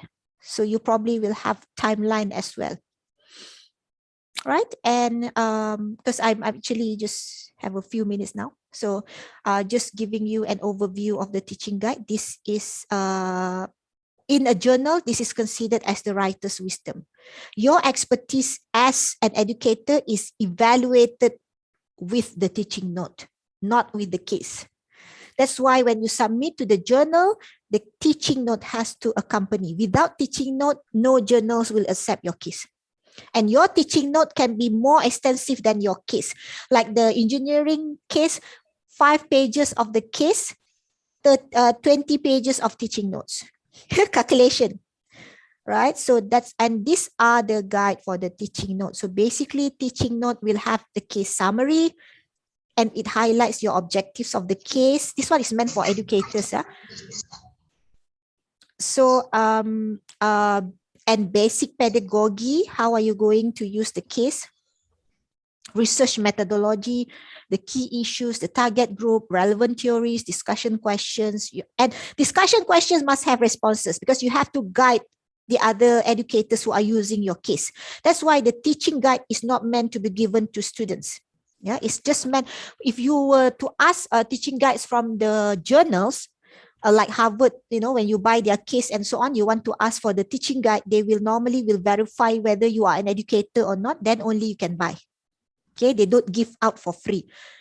So it's because it has a possible discussion questions, it has possible responses. It will give you the case leading strategy, bibliography, epilogue, and exhibits. So I'll just show a little bit example here only. This is example of pedagogy, meaning that what course is it, what level, position of the course, whether it is preferable to use in the beginning of the course, like week 1 or week middle of the course, and so on, and then the prerequisite knowledge needed. This is basic things that you can put under pedagogy. research methodology talks about how you obtain the information and so on, how do you do the research based on this case and so on. So that will be the part that you put in research methodology. I'm just highlighting the one that is not obvious to you. This would be example of relevant theories. So whatever theories that you want to highlight. So like this is on leadership. So I highlighted certain leadership theories. So it can be long, up to you. This that's why I have a source here. This is the discussion questions for the engineering case last time. So they have all these 8 questions all together. And these are some of the suggested responses. So that means suggested responses normally is going to be detailed. Yeah? That means as if you are writing or you're answering the exam. So, and it has to be detailed. It has to take information in the case as well. So when you say motivation does not happen in this occasion, you have to take evidence from the case and bring it here. So it requires a lot of detailed explanation. And this is the case leading strategy. Case leading strategy basically tells you, things that can be done using the case.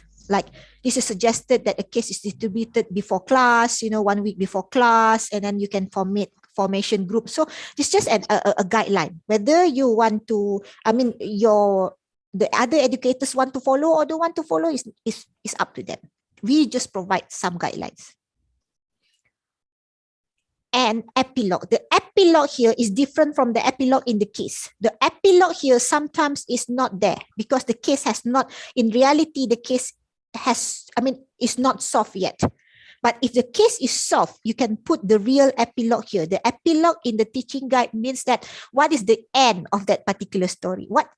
Because the case, let's say, talk about this issue in Puncak Niaga, and there are what is happening there, whether the merger takes place or not, and you discover that okay, the merger has taken place, you can put that in the epilogue. And this epilogue, you can always deal with the the publisher, and say that okay, I have a new epilogue in the teaching guide that I want to update for my my previous published article. So they can always, because this one can be changed, no problem. Right? So I guess that's some of the, I'm actually really going quite fast. Some of the basic ideas that I can share based on my experience in teaching using case studies and in also writing case studies. It's going to be a challenge either for both. Yeah, sometimes you have classes that are going to be more challenging than your previous class. Every class is different, so you will have to change accordingly depending on your audience as well. So when you write, you have to take note of who your audience are going to be, and you can decide. So normally these are things that that you have to plan in advance. Yeah. So I end with this quote: every secret of a writer's soul, every experience of his life, every quality of his mind is written lush in his works. So I guess case study can be part of your experience, yeah, of your soul, yeah. So that I end that with this quote. And thank you. So perhaps if there are any questions, I can take a few.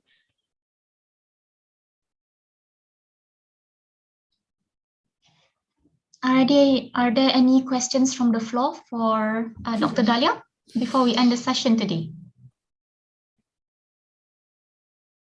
No, either I'm very good, very clear in my training, or people become so confused with whatever that I have said. No, it was very clear, Dr. Dahlia. I'm so glad that it was a good refresher for me as well. Going through your case study training again. For some of you, there are quite a number of people that have been through trainings and then they still refresh, but they don't really have the courage yet to write. So if you have that intention, you don't have to write. Don't aim for journals, whatever. You probably can just write small, short case incident or caselets, and start using it in a class. For me, that's quite interesting as well. You don't have to write that 20 pages, 30 pages of cases. I mean, that one perhaps is meant for experts, or sometimes that's why we did for the industry, is part of the consultancy effort and so on. So if you if you don't have access, just write simple, short excerpts or cases to be used as teasers in class. Okay. Right. So Tazlin? So if, perhaps if, some of the audiences may have questions that they think about later, they can just send an email, right, anytime, and then they can get your expert opinion on that. Yeah, because I think in terms of case writing, there are a lot of also other experts in UPM itself, yeah, that are very much into case writing and so on. It's just that we are lacking of trainers. So anybody who wants to become trainers can also communicate with me, because we sometimes, when the other universities call and so on, I couldn't find enough trainers to assist in training. So we have a lot of case writers. We probably are still lacking in case trainers. Trainers. Yeah, so another aspect can be put in your job as educators. All right. Okay, so thank you everyone for joining us on this session today. Okay, I hope that you all have benefited from it as much as I have. I'm sure everyone does and will. Okay, so please make sure for those of you who attended to sign your attendance form that's provided in the link in the chat box. Okay. Okay. Regarding the link, there is because we are doing the need assessment level 2 now in terms of the learning. So there will be questions at the end that you have to answer. Before you actually able to submit the attendance form. Yeah. So hopefully everybody will be able to do that as well. Right. So other than that, I wish you all the best. Okay. Thank you, everyone. Bye. Okay, so we end the Thank session you. here. Thank you. Assalamualaikum. Salam.